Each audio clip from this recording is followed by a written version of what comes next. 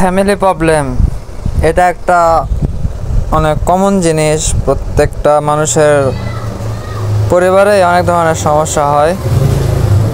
কিছু কিছু সমস্যা মানুষকে বলার মতন হয়, কিছু কিছু সমস্যা মানুষকে বলার মতন হয় না।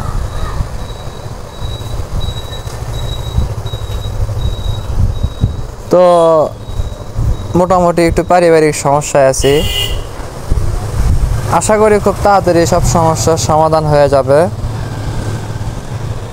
আর গরু পালন কি আসলেই লাভজনক ব্যবসা? গরু পালনে কি আসলেই লাভ আছে, নাকি এটা হুদায়? এই বিষয়ে আমার কোনো ধারণাই নাই, কারণ আমার গরু পালার বয়স হলো 4 মাস। আমি 4 মাসের বৈরাগী। এখন সময় সাপেক্ষে আস্তে আস্তে আমি বিষয়গুলো বুঝতে পারবো।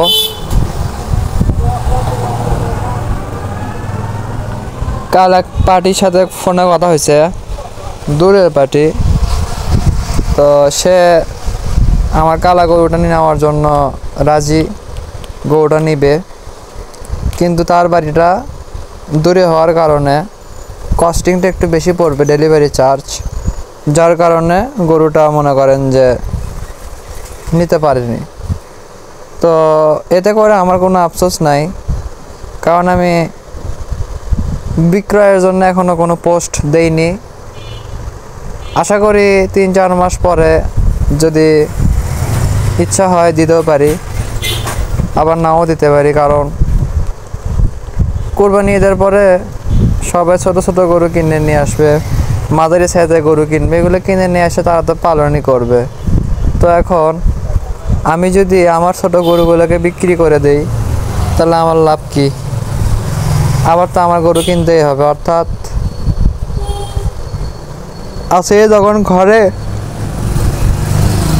এগুলাকে পালন পোষণ করে একদম বড় করি, তারপরে না হয় বুঝতে পারবো যে আসলে গরুর ব্যবসা লাভ নাকি লস।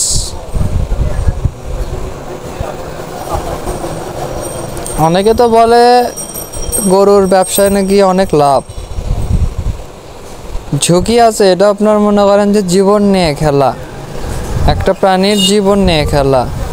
কথাটা কেন বললাম? 5 লক্ষ টাকা দিয়ে আপনি একটা গরু কিনে নিয়ে আসলেন, সুস্থ সবল।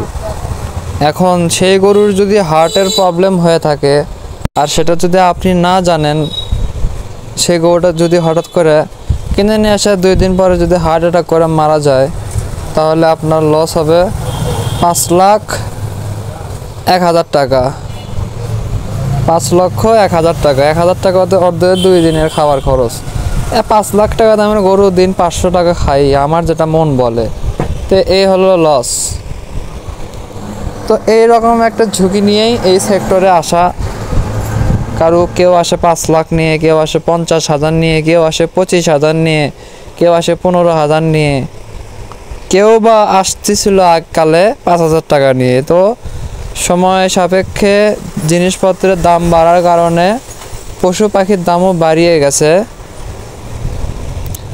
আদিকালের মানুষ যারা এখনো বেঁচে আছে, কিছু মানুষ বৃদ্ধ, তারা যখন এই গরুগুলোর দাম শোনে, লেসলাসে একটা বাছুরের দাম যখন শোনে যে 30,000 40,000 টাকা, তখন তারা হাসে আর বলে, আমাদের সময়ে এই গরুর দাম ছিল 200 টাকা, 300 টাকা, 500 টাকা, বড় জোর 5,000 টাকা।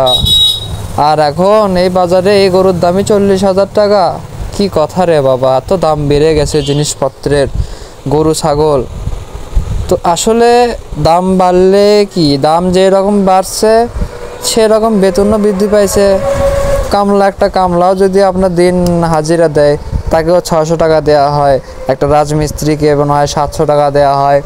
প্রত্যেকটা কর্মেরই কিন্তু বেতনও মোটামুটি বাড়ছে। একটা রিক্সাওয়ালা আগে এখান থেকে ধরে নেন, আমি বগুড়ার মানুষ সেই জন্য বলতেছি, আমাদের বগুড়াতে কলোনি থেকে 7 মাথার ভাড়া আগে ছিল 15 টাকা, এখন সেটা হয়ে গেছে 30 টাকা, ডাবল কিন্তু হয়ে গেছে। তাহলে অভাবটা হচ্ছে কোথায়? আমি বলবো সব কিছু আগের মতনই আছে, শুধুমাত্র টাকার মানটা কমে গেছে, জিনিসপত্রের দামটা বেড়ে গেছে। টাকার মানটা যদি বেশি থাকতো তাহলে অবশ্যই অল্প টাকার মাধ্যমেই জিনিসপত্রকে ক্রয় করা যেত, কিন্তু টাকার মান কমছে, জিনিসপত্রের দাম বাড়ছে, যার কারণে জিনিস ওটাই কিনতেছি। সাপোজ মনে করেন যে চাউলই কিনতেছি, যে চাল আগে খাচ্ছিলাম 30 টাকা কেজি, সেই চাল এখন খাচ্ছি 60 টাকা কেজি, অর্থাৎ টাকার মানটা কমে গেছে, যার কারণে টাকা বেশি দিতে হয়। তো দেখতে পাচ্ছেন আমার গরু শুয়ে আছে, আসলে সে একটু অলস প্রকৃতির গরু, এক কথায় অনেক আরামপ্রিয় একটা গরু। আল্লাহর কাছে দোয়া চাই, আপনাদের কাছেও দোয়া চাই, গরু দুইটা যেন ভালো থাকে। আর মানুষের নজর খুব খারাপ একটা জিনিস, তাই একটা প্রাণী দেখার সময় অবশ্যই মাশাআল্লাহ বলবেন। মাশাআল্লাহ বললে আর যাই হোক নজরটা লাগে না, সেটা যে কোনো প্রাণী হতে পারে, একটা কুকুর থেকে শুরু করে প্রত্যেকটা প্রাণী। তো আসলে সময় কিন্তু এখন বিকাল, তাই আমি বিকালে কি করি এটাই আজকে আমি আপনাদের মাঝে তুলে ধরার চেষ্টা করব। হয়তোবা খুব একটা ভালো করে তুলে ধরতে পারবো না, তার মূল কারণটা হচ্ছে আমার ক্যামেরা কোয়ালিটি খুব একটা ভালো না, দ্বিতীয়ত আমার ক্যামেরাটা ধরার মতন কেউ নাই, আর তৃতীয়ত আমার মাউথ স্পিকার নাই, যেটা দিয়ে আমি কথা বলবো সেই কথাটা স্পিকার মানে স্পষ্ট আসবে এবং আমার ফেসটাও দেখা যাবে। সব কিছু মিলাই বর্তমানে আমার যেসব জিনিসপত্র আছে আমি সেসব দিয়েই আমি কাজ চালিয়ে নিচ্ছি। আমার কাছে ওটা নাই সেটা নাই যে কারণে আমি থেমে থাকবো, মোটেও না। আমার কাছে যা আছে আমি সেটা নিয়েই চেষ্টা করব। যেমন 1971-এর যুদ্ধে বলছিল, যার ঘরে যা যা আছে, দা বটি কুড়াল, যার ঘরে যা যা আছে সব কিছু নিয়ে ঝাঁপিয়ে পড়েন, লড়তে হবে, লড়ে দেশকে জয় করতে হবে। কথা আমি আমার ভাষা অনুযায়ী বললাম, আমি আমার মতন করে বললাম। সো ভিউয়ার্স, এই জন্যই বলি এইভাবে সব কিছু করতে হয়, তাহলে জীবনে হয়তো একটা পর্যায়ে একটা দিকে একটা দরজা তো খুলবে। আপনি চেষ্টা করতেছেন, আপনি জাল বিছায় রাখছেন, বাংলা কথা, জাল বিছায় রাখছেন কিংবা টোপ ফালে রাখছেন 4-5 জায়গায়, এক জায়গায় তো বসে তো মাছ ধরা পড়বেই। তো এইরকম আমার সফলতা কোনো না কোনো দিক দিয়ে অবশ্যই আসবে, কারণ আমি খুব একটা বেশি টাকা কোথাও ইনভেস্ট করিনি, আমি অল্প অল্প করে টাকা ইনভেস্ট করে রাখছি। আর সব টাকা আমার নিজস্বই, আমি ওই ধার দানা করে কোনো কিছু করার চিন্তা ভাবনা করি না। ব্যবসা বাণিজ্য জিনিসটা কখনোই ধার দানা করে করা উচিত না। এরা যদি আপনার কাছে নগদ টাকা থাকে সেই টাকা দিয়ে আপনি শুরু করেন, অন্ততপক্ষে বাস খাবেন না। বাংলা কথা, আপনার টাকা আপনি ছিঁড়া ফেলান, মানুষের দান করেন কিংবা কোনো কাজে লাগান, এটা একান্তই আপনার ব্যক্তিগত বিষয়। কিন্তু যখনই আপনি মানুষের থেকে ধার নিয়ে কোনোটা কাজত লাগালেন, এখন ধরলেন লস খাচ্ছেন, টাকাগুলো হাওয়া হয়ে গেল, তখন কিন্তু আপনি একদম ফাঁসে যাবেন। তখন আবার ধার নেওয়া লাগবে, নিয়ে ওই ধার শোধ করা লাগবে। এই যে মানকে চিপার মধ্যে পড়ে গেলেন, এই চিপার থেকে আপনি আর উঠতেই পারবেন না যদি আপনার এক্সট্রা কোনো সাপোর্ট না থাকে। এই জন্যই বলতেছি, আপনার পুঁজি কম, ওটা দিয়ে শুরু করেন। আপনার পুঁজি নাই, আপনি পার্ট টাইম জব শুরু করেন, জব করে মাসে তো 1000 টাকা জমা হবে। একটা মানুষের গড় আয়ু 60 বছর, আল্লাহ যদি না মারে আপনি সহজে মরবেন না। তো কি হলো, আপনি মাসে 1000 টাকা করে জমা করেন, বাদ বাকি টাকা আপনি খান, সমস্যা নেই। 1 বছর পরে দেখবেন যে আপনি মাসে 1000 জমা নেই, মাসে 2000 টাকা জমা করছেন, সব মিলে দেখবেন আপনার 10-12 হাজার টাকা হয়ে গেছে। তখন আপনি সেই টাকা দিয়ে একটা ব্যবসা দিবেন, তাহলে আলহামদুলিল্লাহ আস্তে ধীরে অনেক ভালো। তাহলে তখন সেই টাকা দিয়ে আপনি একটা ব্যবসা দিলেন, নিজের টাকার হিসেবে আলাদা, বোঝেননি? এতে জনগণেরা কি ভুল করে, বিভিন্ন এনজিওর থেকে লোন নেয়, কিস্তি তুলে এটা সেটা কিনে সপ্তাহ না ঘুরতে টাকা, সপ্তাহ না ঘুরতে টাকা, বাবার মাসে মাসে টাকা, মানে যে যে চুক্তিতে মনে করেন নেই। তো এখান থেকে আমি এটাই আপনাদেরকে বোঝালাম যে নিজের যদি 2 টাকা থাকে 2 টাকা দিয়ে শুরু করেন, 2 টাকাকে 4 টাকা বানান। অহেতুক ধার দেনা করে কোনো কিছু করতে যাবেন না। আর বাদ বাকিটা আপনাদের নিজস্ব ইচ্ছা, নিজের ইচ্ছা থাকলে করেন, সমস্যা নেই। বাস খেলে আপনি খাবেন, আমি না। আমার যখন পুঁজি ছিল না, আমি কিন্তু বহুত স্বপ্ন দেখছি যে আমি এটা করব ওটা করব, কিন্তু আমি কিন্তু করিনি। চাইলে কিন্তু ধার নিয়ে কিন্তু আমি শুরু করতে পারতাম। আমার ওই লাইনটা পছন্দ হয়নি, যার কারণে আমি কি করলাম, সুন্দর একটা হিসাব, আমার হুন্ডা ছিল, হুন্ডা বিক্রি করে টাকা বার করলাম, সেই টাকা দিয়ে আমি শুরু করলাম। এখন আল্লাহর রহমতে রেলগাড়ি চলছে ঝিক ঝিক ঝিক। এখন কত দূর পর্যন্ত এগোতে পারি এটা এখন এক আল্লাহ ছাড়া এই পৃথিবীতে আর দ্বিতীয় কেউ জানে না, আমি জানি না। আমি তো মানুষ, আমার মস্তিষ্ক যে কোনো মুহূর্তে চেঞ্জ হতে পারে, বিপদ আপদ যে কোনো মুহূর্তে আসতে পারে। হয়তো সামনে এমন একটা বিপদ আসলো, আমার 2 গরু বিক্রি করে দেওয়া লাগলো, বলা যায় না, কিন্তু স্বাভাবিক বিষয়। আবার এমনও হতে পারে যে আমি কোথাও থেকে টাকা পাইলাম, আমার 4টা গরু হয়ে গেল। আবার এমনও হইতে পারে 2 গরু থেকে এত বেশি লাভ করলাম যে আমার আরও একটা নতুন গরু কেনার টাকা হয়ে গেল, খাবার খরচ বাদ দিয়েই। হতে পারে না, অস্বাভাবিক কিন্তু কিচ্ছু না। আল্লাহ দিলে সব কিছুই হয়। এই কি একটু সময় লাগে, ধৈর্য লাগে। আর ইউটিউবে তো মনে করেন এখন হাজার হাজার লাখ লাখ প্রতারক দিয়ে ভরে গেছে। তো তাদের পাল্লায় পড়বেন না। তাদের পাল্লায় পড়লে আসলে ভাই জীবনটাই শেষ। আপনার পুঁজি, আপনার মান সম্মান, আপনার শরীর সব কিছু শেষ। আপনি তো পাগল হবেনই হবেন, এমনকি আপনার বাড়ির মানুষেরাও ডিপ্রেশনে আরও পাগল হয়ে যাবে। কথাটা আমি কেন বললাম, এই ইউটিউবে হুদায় আপনি একটা পোস্ট করলেন যে সেল পোস্ট, সেখানে বেশ কিছু কাস্টমার কমেন্ট করলো, আপনার নাম্বারে ফোন দিল, দামাদামি করলো। তারপরে আপনারা অপশন দিতে পারে যে বস আমি আপনাকে ডেলিভারি চার্জ দিচ্ছি, আপনি মালটা আমার বাসায় পৌঁছায় দেন, আমি অমুক দেশে থাকি।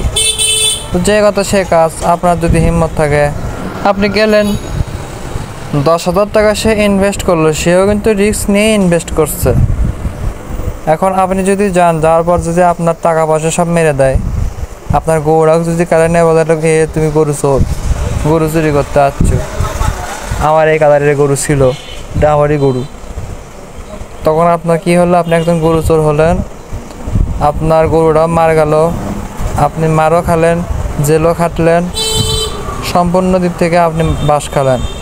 এমনকি তার সাথে যে আপনি কন্ট্যাক্ট করছেন যে হিসেবে, সে ছবিটাও তার ছিল না, সে নাম্বারটাও তার ছিল না, কিন্তু যে স্থানে গেছেন সেখানে সেই আছে, কিন্তু তার ছবি মানে তার সে দেখতে অন্যরকম, মানে প্রতারকরা যেভাবে আর কি প্রতারণা করে। তো ভাই খুব সাবধানে কাজ করা উচিত। এমন কিছু করা হবে না যে আপনার ক্ষতি হতে পারে। ক্ষতি হয়ে গেলে মনে করেন যে একুল ওকুল সব গেল, হাতে হারকিন পিছনে বাস। সেজন্য সবসময় সাবধানের সাথে কাজ করা উচিত, না হলে অনেক কষ্ট। তাই ভেবে চিন্তে কাজ করবে।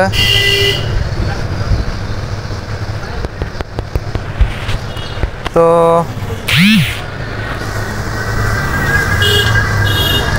গরু বকরির প্রতি এক অন্যরকম ভালোবাসা সবারই আছে।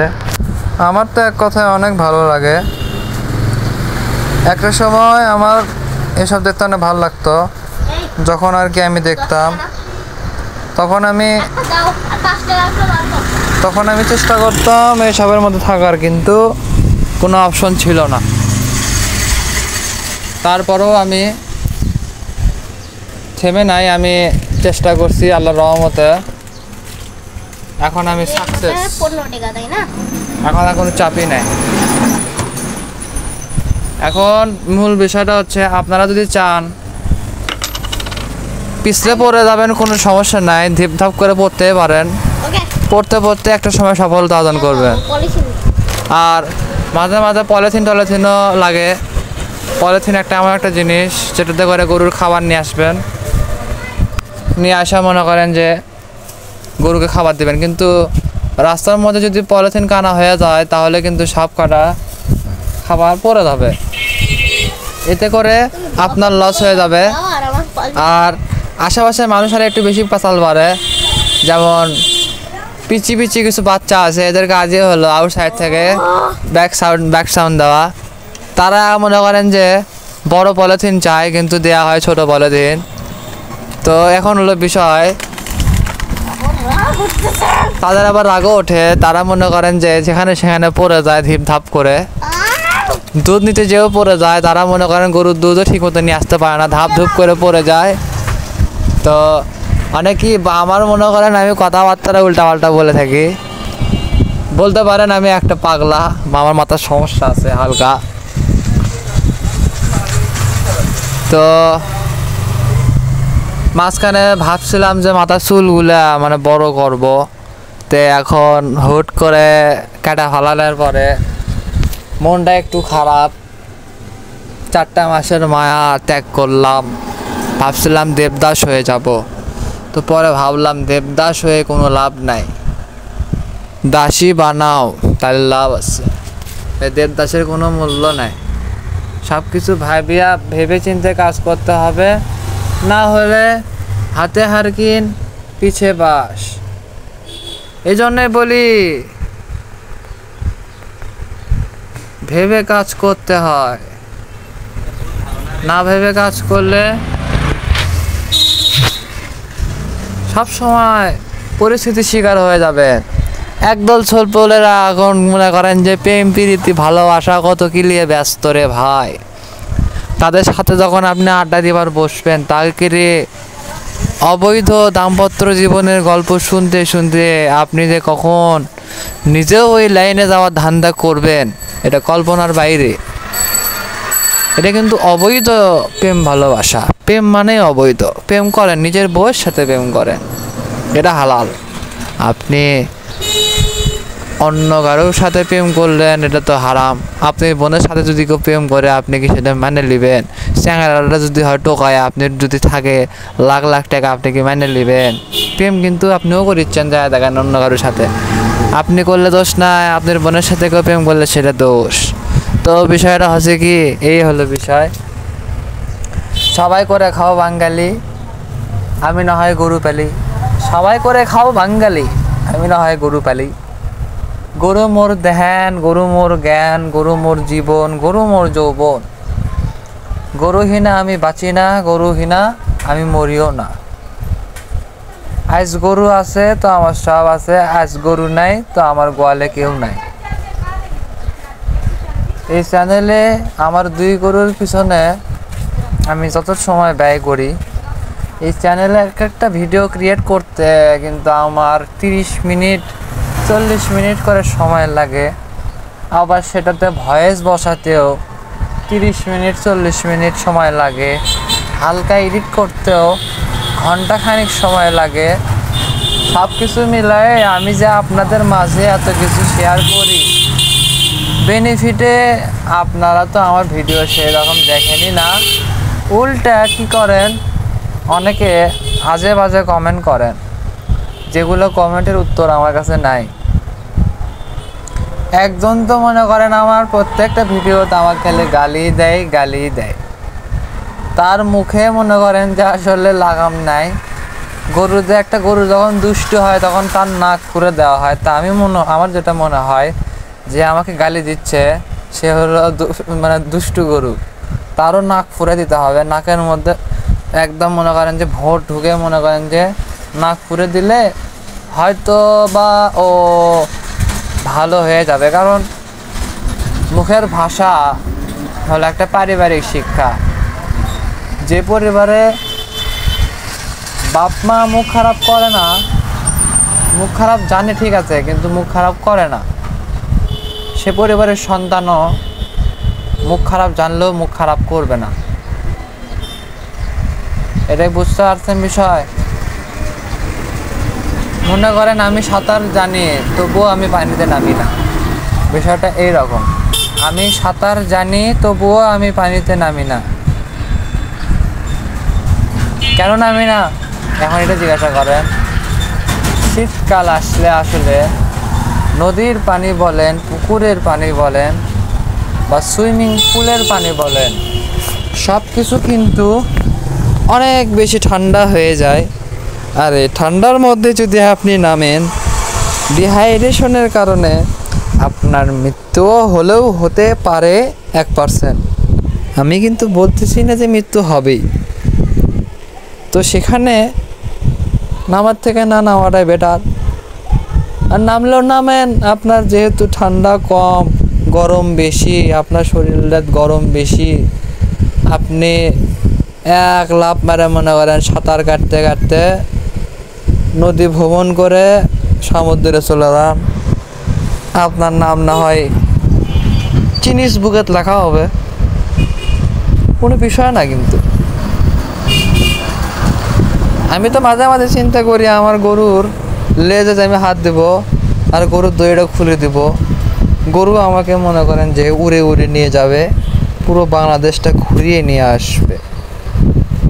আমার গরুর লেজ ধরবো, গরু মনে করেন যে দৌড় দিবে, গরুর লেজ ধরেই মনে করেন আমি উড়ে যাব। কারণ আমি আহামরি কোনো মোটা না, আমি চিকনের থেকেও চিকন, আমি নিহায়াতে একজন চিকনা বলেন, মানে চিকনা চামালা ছেলে, চিকনা চামালা ছেলে, মানে বুঝছেন কিছু? মানুষ চিকন হয়, কিন্তু আমি তার থেকেও বেশি চিকন। আমি যদি গরু হইতাম না, মানুষ আমারে কিনে নিয়ে যে সর্বপ্রথম কি করতো জানেন? সর্বপ্রথম নিয়ে যাইতো, নিয়ে যাওয়ার পরে 3 থেকে 4 দিন আমাকে রাখতো, তারপরে ক্রিমি ইঞ্জেকশন করতো প্রথমে, তারপরে লিভার টনিক দিত আর ভিটামিন দিত, তারপরে জানেন কি করতো? 6 দিন পরে আবার একটা ট্যাবলেট খাওয়াতো ক্রিমিরে, তার 21 দিন পরে আবার একটা ইঞ্জেকশন করতো আর ভিটামিনের ওপর রাখতো। এই ভিটামিন কিমিলা করে মনে করেন যে তারপরে ভিটামিন ইঞ্জেকশন করতো। এত কিছু করার পরে আমার মনে করেন যে মোটা বানায় কসাইয়ের কাছে বিক্রি করে দিত।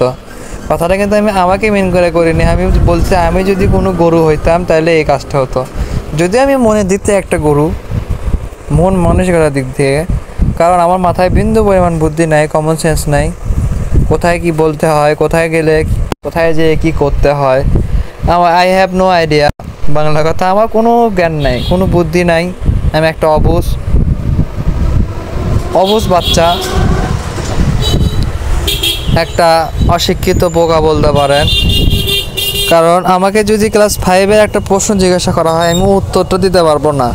ক্লাস 1-এরও যদি একটা প্রশ্ন করা হয়, আমি সেই উত্তরও দিতে পারবো না।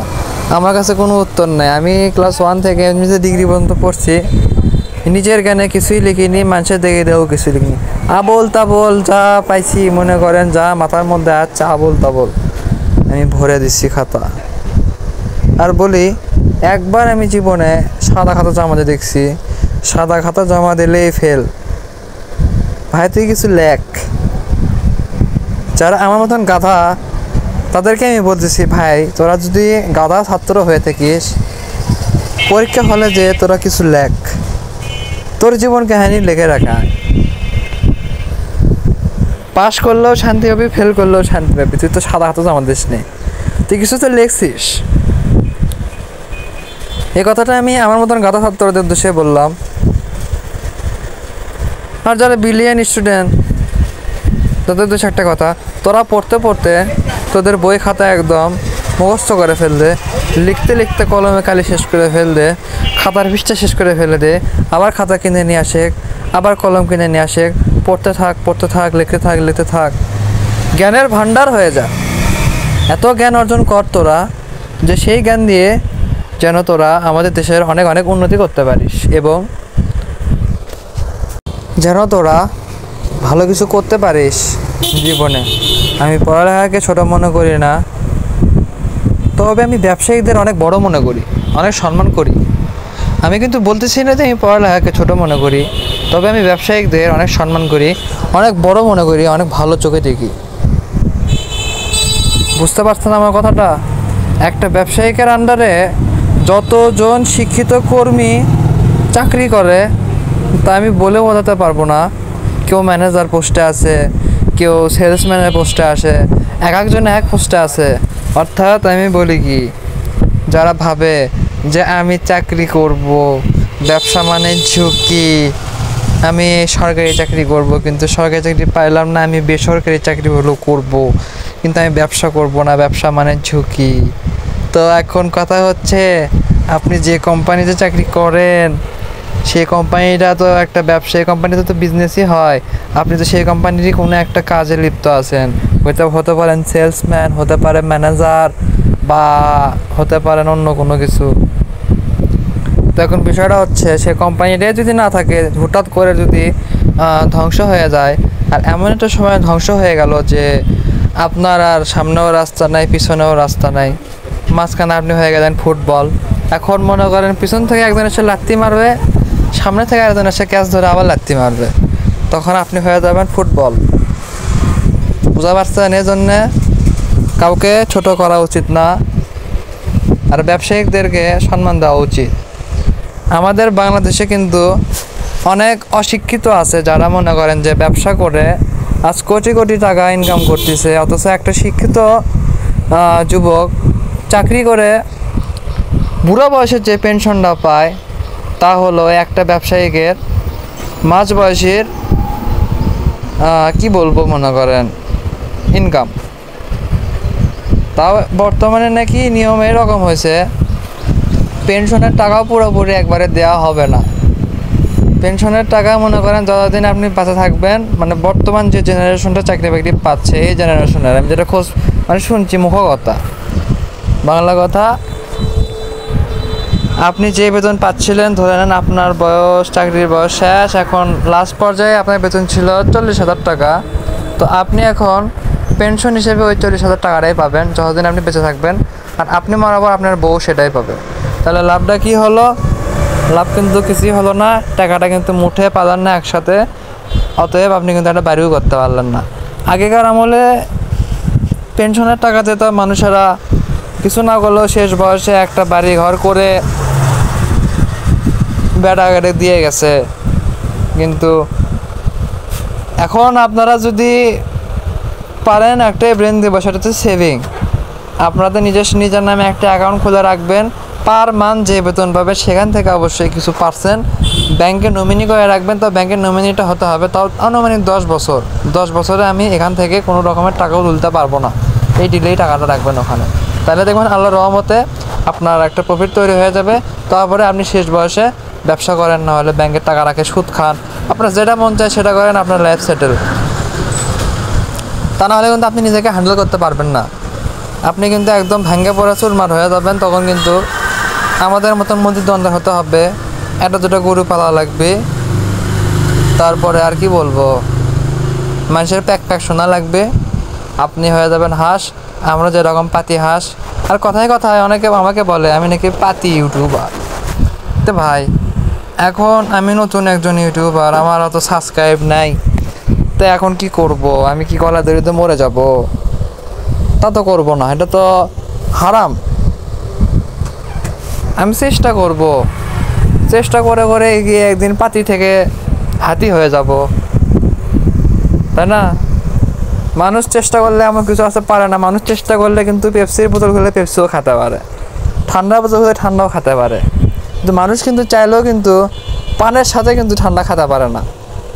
এটা কিন্তু আপনাদের বুঝতে হবে। এটা কিন্তু বোঝার মতো একটা প্রশ্ন করছি আপনাকে। যদি মনে করেন প্রথমে 1 গ্লাস পানি খাওয়ানো হয়, তারপর একটা পান যদি মুখের মধ্যে ঢুকে দেওয়া হয়, তারপর যদি 1 গ্লাস চা দেওয়া হয় আপনার হাতে, যে ভাই চা পান আর সিগারেট একসাথে খান, তখন আপনি কিন্তু চিন্তাত পড়ে যাবেন যে কেমনে খাবো। এখন চা খেতে চাইলে পানটাকে আমার ফেলে দিতে হবে, পানের সাথে চা তো আমি খেতে পারবো না। আবার পানের পরে যদি চা খাই তাহলে চা ঠান্ডা হয়ে গেল, আপনি কিন্তু মানকে চিপায় পড়ে গেলেন। তো এখান থেকে একটা বুদ্ধি আছে, সেটা হচ্ছে কি, আগে গোয়াল ঘর বানাবেন, তারপরে গরু কিনবেন। আগে গরু কিনবেন না, পরে গোয়াল ঘর বানাবেন না, তাহলে আপনি শিখে গেলেন। যদি হয় বর্ষাকাল, আপনার গরু ভিজলো, আবার ভিজলো, ভিজতে থাকলো, ভিজতে ভিজতে মনে করেন গরু জ্বর হলো, পায়ের খুঁড়ে হলো, আরও বিভিন্ন রোগ হয়ে গরুটা মরে গেল, নাহলে কষায়ের কাছে চলে গেল, অর্ধেক টাকা দিয়ে বিক্রি হলো। কষায়ের পকেট গরম, আপনার পকেট ফাঁকা। দিন শেষে আপনার কান্দা লাগবি, কষাই গাড়ি হাসা লাগবি। তা আপনি কি কারো হাসি মুখে কারণ হতে চান? হ্যাঁ, যদি আপনি কারো হাসি মুখে কারণ হতে চান, তাহলে নির্দ্বিধায় আপনি বর্ষাকালে গরু ক্রয় করুন। একদম বর্ষাকালে গরু ক্রয় করে নিয়ে আসে বাসার আঙ্গিনাতে বেঁধে রাখুন, বৃষ্টির মধ্যে ভেজান, গরুকে অসুস্থ বানায় কষাইয়ের কাছে অর্ধেক দামে বিক্রি করে দেন। কষাইও খুশি, আপনি দুঃখী।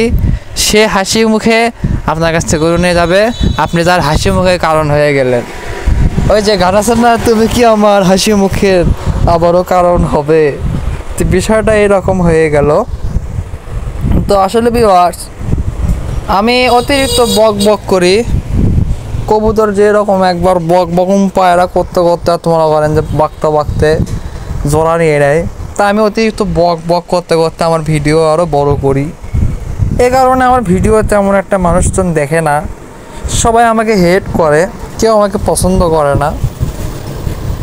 সবাই আমাকে বদ্দব বলে থাকে, পাগল বলে থাকে, ছাগল বলে থাকে, গরু বলে থাকে, ভেড়া বলে থাকে, যার যেটা মন চায় তাই সেটাই বলে থাকে। তাতে আমি বিন্দু পরিমাণের রাগ, অভিমান, মন খারাপ, আফসোস মানে কোনো কিছুই করি না, কারণ আমি একজন অনুভূতিহীন মানুষ। আমার মধ্যে কোনো অনুভূতি নাই, কোনো কষ্ট নাই, কোনো কিচ্ছু নাই। সবসময় মানে হাসতে এত ভালো লাগে রে ভাই। এই জীবনে মনে করেন হাসির মতন সহজ জিনিস আর কোথাও নাই।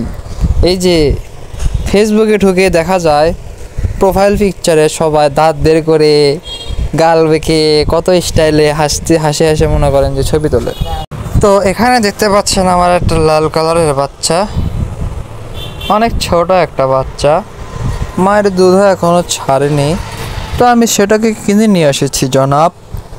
তাকে আমি ভালোবেসে আদর যত্নে অনেক স্নেহ দিয়ে তার সেবা করতেছি, সে যেন আল্লাহর রহমতে মাশাআল্লাহ বড় হয়ে যায়।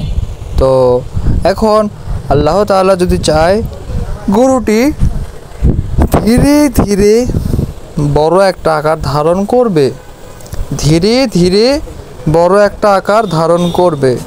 ততদিন পর্যন্ত আমাকে অনেকটা অপেক্ষা করতে হবে। এই সেক্টরে যদি আপনার ধৈর্য না থাকে, তাহলে আপনার আসার প্রয়োজন নাই। আর আসলেও আপনি গরু ব্যবসায়িক হয়ে আসেন, আজকে কিনলেন কালকেই বিক্রি করে দিলেন, এইভাবে যদি চলতে পারেন তাহলে আপনি করতে পারবেন। আর আপনি যদি আজকে ক্রয় করে নিয়ে আসেন, 6 মাস পর বিক্রি করার চিন্তা করেন, আর আপনি 2 মাস পালন করার পরে বলতেছেন আমি গরু নিয়ে আসলাম, গরু কেন মোটা হচ্ছে না, গরুর কোনো পরিবর্তন নাই, আমি গরু বেচে দেব, তাইলে ভাই আপনি বাঁশ খাবেন, কাঁচা বাঁশ খাবেন, না হলে পাকা মোটা বাঁশ খাবেন। হাটে যখন নিয়ে যাবেন, দাম যখন বলবে আরও কম, তখন আপনি বলবেন কি হলো। কারণ যে গরুকে 6 মাস পালতে হবে, সে গরুকে 9 মাস পালন নিয়ে আসতে হবে বস। তাহলে কি হবে, 6 থেকে 9 বোঝেন, 6-9 করলেই কিন্তু আপনার জীবনে লাভ চলে আসবে, লস হবে না। তো ভিউয়ার্স, ব্যবসা করতে চাইলে 6-9-এর মধ্যে গরু পালার চেষ্টা করেন। 6-9-এর মধ্যে গরু পাললে আপনি জীবনে বড় হতে পারবেন। সব কিছুর মূল্যে 6-9। আমি কিন্তু নিজেও 6-9-এর নিয়তেই আছি। যাই হোক ভিউয়ার্স, এখন বিষয়টা হচ্ছে, যারা আমার ভিডিওতে ডিসলাইক দেন তাদেরকে আই লাভ ইউ, যারা আমাকে ঘৃণা করেন তাদেরকেও আই লাভ ইউ।